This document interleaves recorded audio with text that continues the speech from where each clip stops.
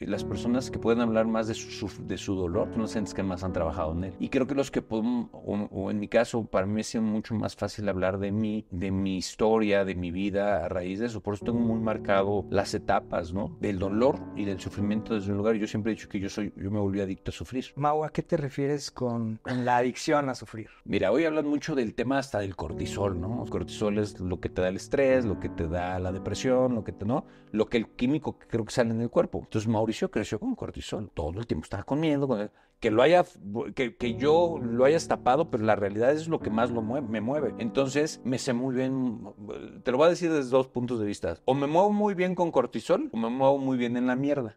¿A qué te refiero esta cosa cuando dices, güey, en la oscuridad? Vamos a hablar de la oscuridad. No, hombre, en la oscuridad, o sea, lo que es con el miedo, con la angustia, con todos esos síntomas de que te he contado, pues como siempre lo sentí, y llegó un momento que lo supe convivir y supe vivir con esa parte. ¿Ya hasta te sientes familiar o te gusta No, estar cerca de ahí? más bien, para mí eso era estar bien, estar feliz, tener éxito, que vinieran las cosas positivas, no era Un lo campo normal. desconocido.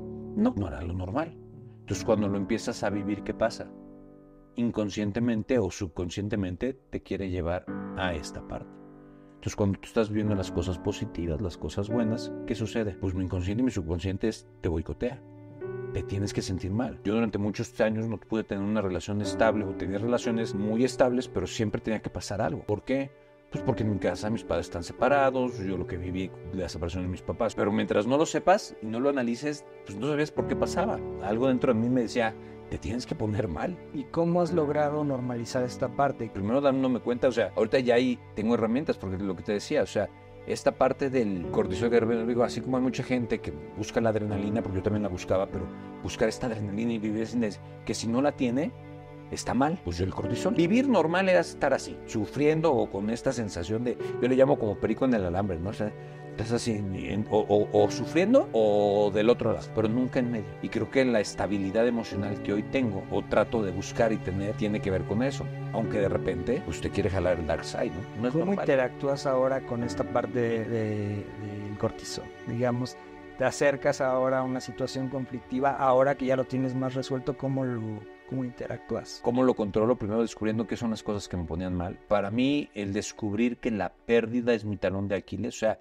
lo que más mal me ha puesto en mi historia, en mi vida, la pérdida de mi hermanita, la pérdida del fútbol americano, cuando separan mis papás, pérdida, ¿no? Eso a mí me tiene muy marcado. Entonces, claro, en relaciones ya más de adulto, estaba en relaciones que de repente no deberías seguir, o en lugar de terminar por el miedo a la pérdida, seguías en una relación que no deberías.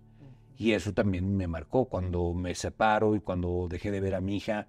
Eso sí me mandó un agujero horrible, pero era un tema personal, era un tema de Mauricio.